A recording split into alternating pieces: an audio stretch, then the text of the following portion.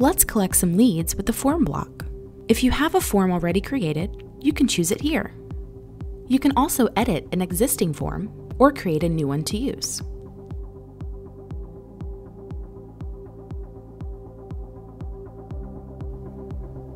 After choosing your form, you can add an image. You can upload, utilize the clipboard, or search through our stock image library.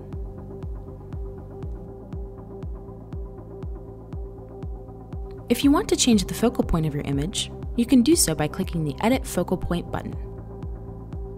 You can add an alt text here as well.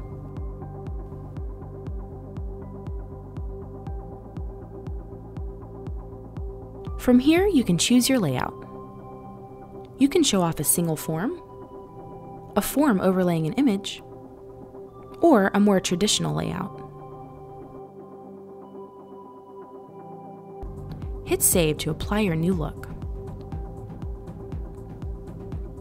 You can customize this block under the Advanced area.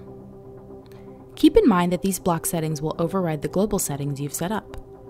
You can control the spacing, colors, and background of the block. This looks awesome.